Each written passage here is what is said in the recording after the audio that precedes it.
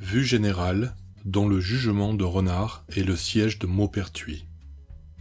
Renard vit dans son château de Maupertuis, avec Hermeline, sa femme, et ses 3 enfants Percehet, Malebranche et Revel.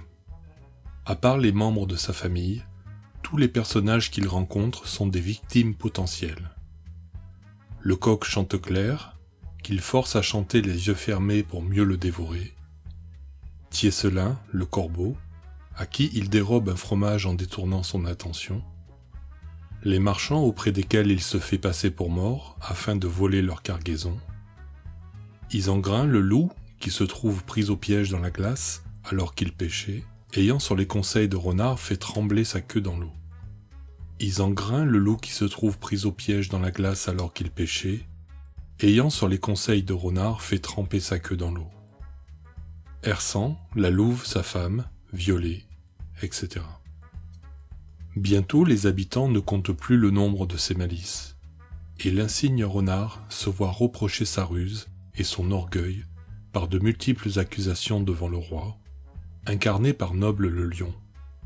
Ce dernier décide de sévir alors que le coq Chanteclair et les poules Noirotte, Pinte, Roussette et Blanche réclament justice pour le meurtre de Copette, poule mutilée puis assassinée par Renard. Le roi envoie Brun, l'ours, quérir le goupil qui est attendu à la cour pour répondre de ses actes frauduleux.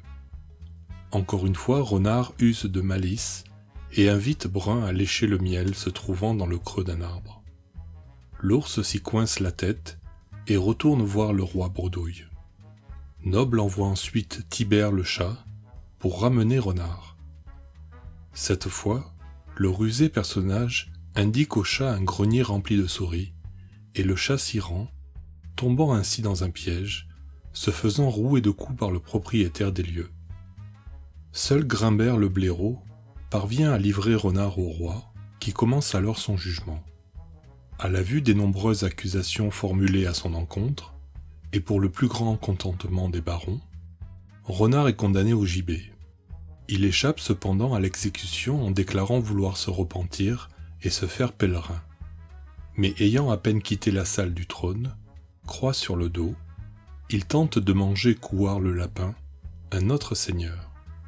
Ce dernier parvient à s'échapper et rapporte l'attitude du goupil au roi, qui, se sentant abusé, envoie tous les barons à la poursuite du fourbe. Le château de Maupertuis est assiégé, et après de longs mois de bataille, le goupil est finalement capturé. Le roi restant désormais insensible à ses tentatives de ruse, Renard a la corde au cou et semble voir sa dernière heure arriver. Sa femme Hermeline arrive alors et parvient à annuler sa pendaison en échange d'un trésor conséquent. Le roi accepte cet échange, mais avertit qu'à la moindre conduite répréhensible de Renard, la mise à mort sera inévitable. Renard ne peut lutter contre sa nature profondément perfide et continue ses malices. Un duel l'opposant à Isengrin est organisé et le loup l'emporte. Encore une fois, Renard, amoché et assommé suite au combat, est conduit à la potence. Il parvient de nouveau à éviter la mort en se faisant moine, mais même au couvent, où il vit désormais, il ne peut s'empêcher de semer le trouble et se fait renvoyer. Il revient ensuite vivre à Maupertuis, où il reprend sa vie de malice.